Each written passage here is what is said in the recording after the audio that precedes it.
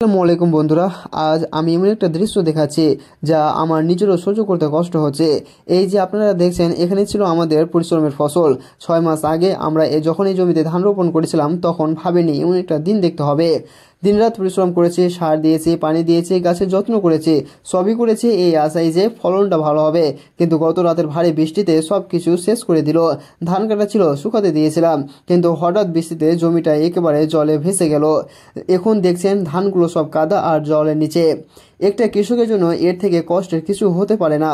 6 মাসের ঘাম, পরিশ্রম, স্বপ্ন সবকিছু এক রাতের মাটির সঙ্গে মিশে গেল।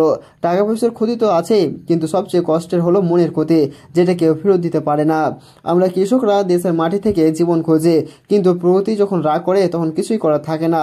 তবু আমরা থেমে যাই না, আবার নতুন করে শুরু করি, কারণ আমাদের জীবনের নামই হলো লড়াই। আমি শুধু চাই আপনারা কৃষকের পাশে থাকুন, আমাদের সম্মান দিন, আমাদের গল্প শুনুন। আমরা পরিশ্রম করি শুধু নিজের জন্য নয়, আপনাদের প্লেটের এক মুহূর্ত ভাতের জন্যও।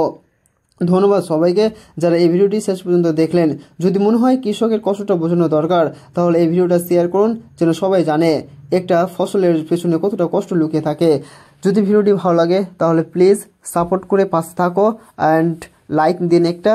আর সবাই ভালো থাকবেন, সুস্থ থাকবেন। আল্লাহ হাফেজ। দেখা হবে পরের কোনো এক নতুন ভিডিওতে কোনো একটা আকর্ষণীয় কাজ নিয়ে।